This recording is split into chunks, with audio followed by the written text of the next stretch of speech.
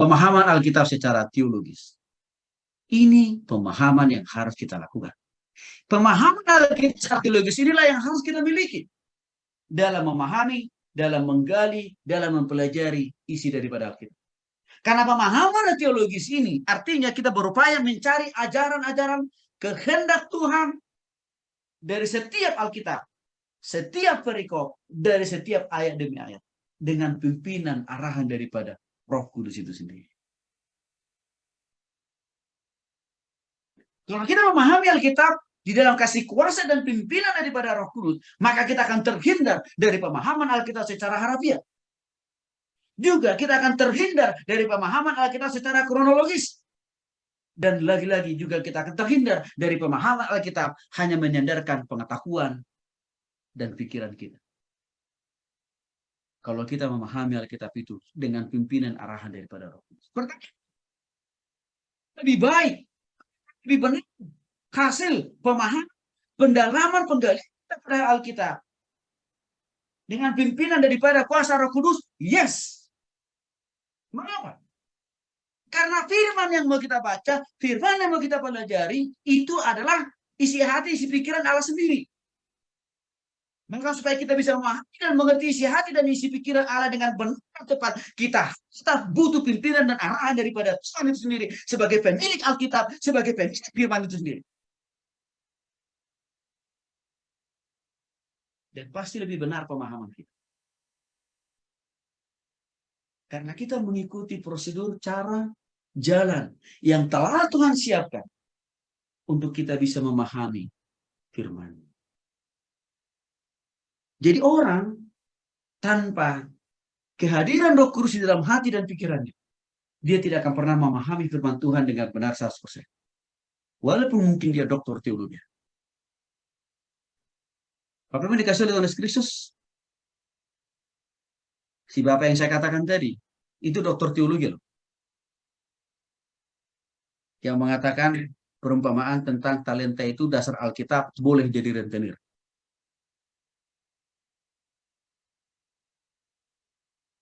Itu dokter teologi. Tapi kenapa tafsirnya tidak begitu? Karena saya katakan tadi tidak melibatkan Roh Tuhan dalam menggali, mendalami, memaknai, dan mengajarkan, mengkhotbahkan itu firman. Ya, penting peranan Roh Kudus.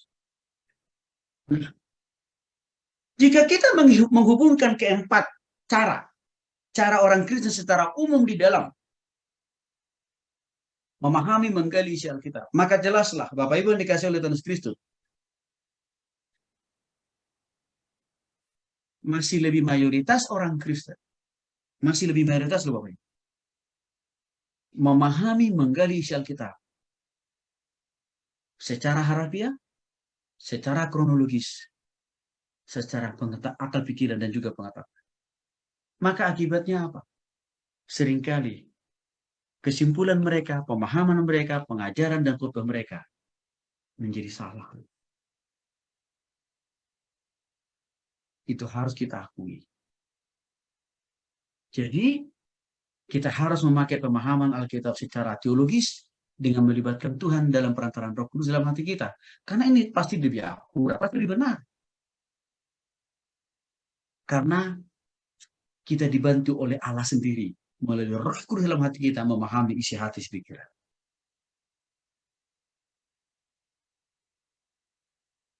Apa ekses negatif? Dampak negatif. Kalau orang Kristen tidak memahami, tidak menggali Alkitab itu secara teologis, alias mereka hanya memahami dan memaknai Alkitab itu hanya secara harafiah, atau secara kronologis, atau hanya berdasarkan akal pikiran dan pengetahuannya. Apa yang terjadi? Muncul ekses negatif. Pertubatan di kalangan orang Kristen rendah. Perubahan pertumbuhan rendah. Maka tren yang makin muncul adalah tindakan atau perilaku anarkis. Saya kasih contoh Bapak Ibu. Malu sebenarnya kita orang Kristen ini. Karena ada oknum sebagian pejabat yang beragama Kristen, namanya dari Alkitab pula. Tapi korupsi. Tapi makan uang rakyat.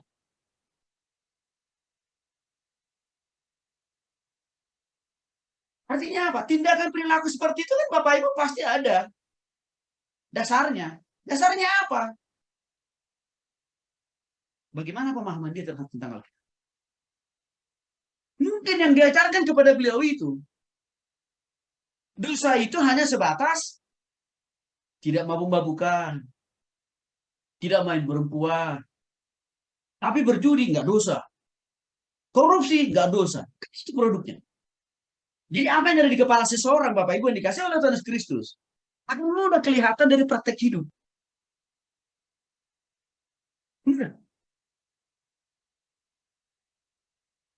Itu saya lihat ekses negatif yang terjadi dalam kehidupan masyarakat dan juga dalam kehidupan berbangsa dan negara kita.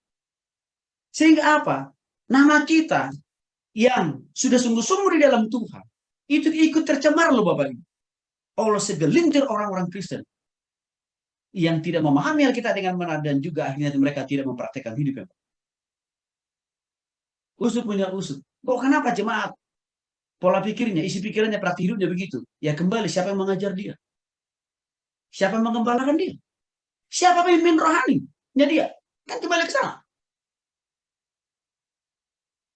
Pasti ada yang kurang sempurna jelaskan kepada si orang yang bersangkutan.